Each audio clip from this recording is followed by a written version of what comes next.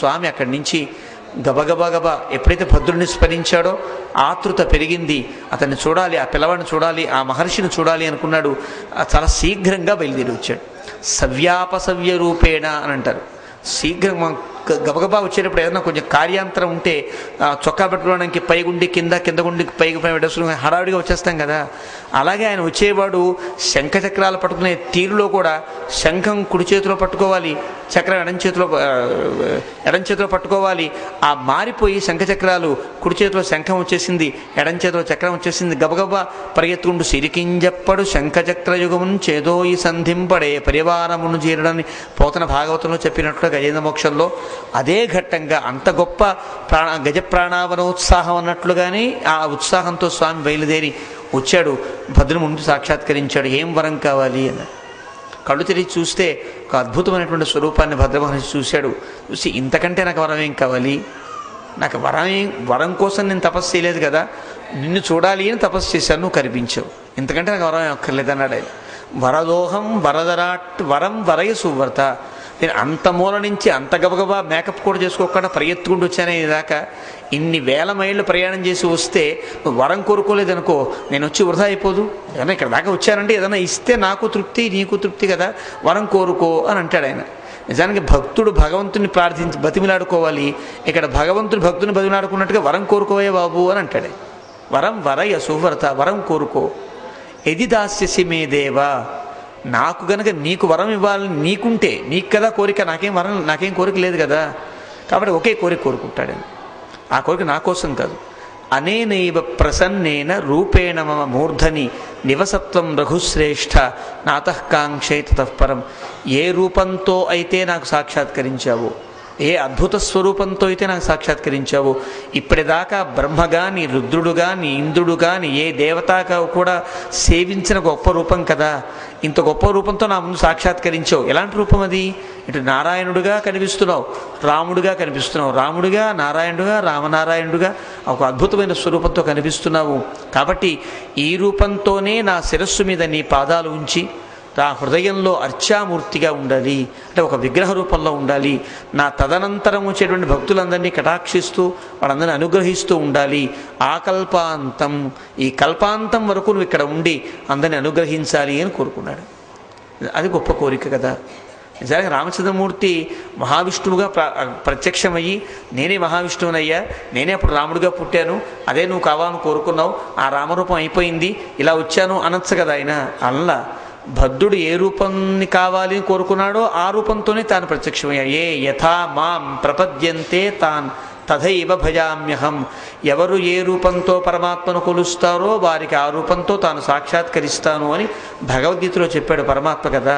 అదేవిధంగా ఇతను కోరుకున్న రూపం రామరూపం కావడం చేత మహావిష్ణువుగా చతుర్భుజాలతో ఉండి పై రెండు చేతులతో శంఖచక్రాలు విడవకుండానే క్రింది రెండు చేతులతో ధనుస్సు బాణం ధరించి రాముడిగా నారాయణుడిగా ప్రత్యక్షమయ్యాడు. ఇలా వైకుంఠం నుండి తాను సరాసరి దిగి వచ్చిన రాముడు కావడం చేత ఇక్కడ ఉండే రామచంద్రమూర్తిని వైకుంఠరాముడు అని అంటారు. అయోధ్యారాముడు, దశరథరాముడు అని సామాన్యంగా ఉండే పేరు. ఇక్కడ ఉండే విశేషమైన పేరు వైకుంఠరాముడు, వైకుంఠం నుండి దిగి వచ్చిన రాముడు. అంటే దశరథుని కుమారుడైన రాముడు కాడిన, దశరథుని కుమారుడుగా ఉండే రామావతారం పూర్తి అయిపోయి వైకుంఠం నుండి దిగి వచ్చాడు, అంటే వైకుంఠం యొక్క కుమారుడు కదా, కాడు వైకుంఠరాముడు. అంతేనా అంటే రామనారాయణుడు. అంటే శంఖచక్రాలేమో నారాయణమూర్తికి చిహ్నాలుగా ఉన్నాయి, ధనుర్బాణాలేమో రామచంద్రమూర్తికి ప్రతీకలుగా ఉన్నాయి. ఇటు రాముడిగా నారాయణుడిగా కలసి వెలసిన అద్భుతమైన స్వరూపం కావడం చేత ఇక్కడ ఉండే రామచంద్రమూర్తిని రామనారాయణుడు అని పిలుస్తారు. ఇలాగ ప్రత్యక్షమయ్యాడు. ఆ భద్రమహర్షి యొక్క కోరికతో భద్రుణ్ణి ఒక అచలంగా మార్చి, అచలం అంటే కొండ అని అంటారు, భద్రుడు అచలంగా మారాడు కాబట్టి ఈ ప్రాంతానికి భద్రాచలం అని పేరు వచ్చింది. ఈ భద్రాచలం కొండ మీద రాముడు ఈ కొండ యొక్క శిఖర భాగం వెనక చిన్న ఆలయం మనకు కనిపిస్తుంది, దాన్ని భద్ర శిరస్సు అని అంటారు. ఆ శిరస్సు మీద, ఆ శిఖరం మీద రాముని వారి పాదముద్రలు ఉంటాయి. స్పృష్ట్వా పదామాం ప్రపునీహి తద్వతు, ఇది భద్రమహర్షి యొక్క కోరిక. ఆ కోరిక ప్రకారంగా రాముడు తన పాదముద్రలను ముంచి హృదయ స్థానంలో అర్చామూర్తిగా వెలిసి ఉన్నాడు. ఏ రూపంతో అయితే భద్రమహర్షి తాను సాక్షాత్కరించాడో అదే రూపంతో ఉన్నాడు కాబట్టి ఇక్కడ ఉండే రూపం లాంటి రూపం ఇక్కడ తప్ప ఇంకెక్కడ మీరు సేవించలేరు అలాంటి గొప్ప రూపంతో స్వామి ఇక్కడ ప్రత్యక్షమై ఉన్నాడు. పడమట దిక్కుగా ప్రత్యక్షమై ఉన్నాడు. భద్రుడు తూర్పు తిరిగి తాను తపస్సు చేయడం వల్ల, అతనికి అభిముఖంగా తాను ప్రత్యక్షం కావడం వల్ల ఈయన పడమట దిక్కుగా ఉంటాడు. స్వామి ఇక్కడ చుట్టూ గోదావరి నది ఉంటుంది. గోదావరి ఈ కొండకి ప్రదక్షిణం చేస్తున్నట్లుగా చుట్టూ ఉంటుంది. ఇలాంటి గొప్ప క్షేత్రం ఇది. ఈ క్షేత్రాన్ని ఎవరైతే సేవిస్తారో ధూతపాపో భవిష్యతి అంటుంది బ్రహ్మపురాణం. ఈ క్షేత్రాన్ని సేవిస్తే చాలు, రాముడి దాకా వచ్చి రాముడిని చూడక్కల్లా, ఈ కొండను చూస్తే చాలు, త్వద్దర్శనాదయంలోక ధూతపాపో భవిష్యతి అని రాముడే వర్ణించాడు. ఈ కొండను సేవిస్తే చాలయ్యా, ఈ కొండ చుట్టూ ఒక 3 ప్రదక్షిణాలు చేస్తే చాలు, భూమిని ప్రదక్షిణ చేసినంత పుణ్యం లభిస్తుంది. ఈ కొండను చూస్తే చాలు, అన్ని పాపాలు పోతాయంటే రాముడు వరమిచ్చాడు. అలాంటి గొప్ప కొండ. ఇక్కడ ఉండే రామచంద్రమూర్తి ఎవరైతే సేవిస్తారో సకల పాప విముక్తులే తరిస్తారో అని బ్రహ్మపురాణం. ధూత తత్వా పాపై ప్రముచ్యతే, అన్ని పాపాలు తొలగుతాయి.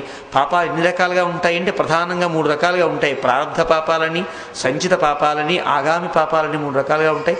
అన్ని పాపాలు తొలగాలంటే భద్రాద్రిరాముని సేవించాలి అని ఆ బ్రహ్మపురాణం చెప్పింది. అలాంటి గొప్ప క్షేత్రం ఇది. ఈ క్షేత్రంలో మనం ఏ సత్కార్యాన్ని మనం ఆచరించినా కూడా సత్కార్యం 1,000,000 రెట్ల ఫలితాలను ఇస్తుంది అని బ్రహ్మపురాణం చెబుతూ, స్నాన దాన తపో యజ్ఞా బ్రహ్మ సందర్పణాధికం యద్యత్కరోతి భద్రాద్రౌ తత్తత్కోటి గుణం భవేతు. మీరు గౌతమి స్నానం చేయండి, 1,000,000 సార్లు స్నానం చేసినంత ఫలితం లభిస్తుంది. ఒక వ్యక్తికి ఏదో ఒకటి ఎత్కించిత్ దానం అంటారే, ₹1 దానం చేస్తే అది ₹1,000,000 దానం చేసిన ఫలితం లభిస్తుంది. ఒక తపస్సు చేయండి, ఒక యజ్ఞం చేయండి, ఒక వ్యక్తికి అన్నదానం చేయండి, ఇవన్నీ కూడా అద్భుతమైన ఫలితాలు అందిస్తాయని బ్రహ్మపురాణం క్షేత్ర మహాత్మ్యాన్ని అత్యద్భుతంగా వేణోళ్ళ కొరియాడుతుంది. అలాంటి గొప్ప క్షేత్రం భద్రాచల దివ్యక్షేత్రం. ఈ క్షేత్రంలో కళ్యాణాన్ని చేయించుకోవడం, కళ్యాణాన్ని సేవించుకోవడం, ఈ 2 కూడా పురాకృత సుకృత ఫలాలు. అలాంటి కళ్యాణాన్ని చేయించుకోవడానికి మీరంతా కూడా కళ్యాణదాతలే సిద్ధంగా ఉన్నారు. కళ్యాణం చేయించుకునే మీ అందరికీ, కళ్యాణాన్ని సేవించుకోవడానికి వచ్చిన అందరికీ కూడా భద్రాద్రిరాముడు సకల శుభాలను ప్రసాదించుగాక అని ఆ స్వామి యొక్క సన్నిధానంలో ప్రార్థన చేస్తూ, జై శ్రీమన్నారాయణ, జై శ్రీరామ్.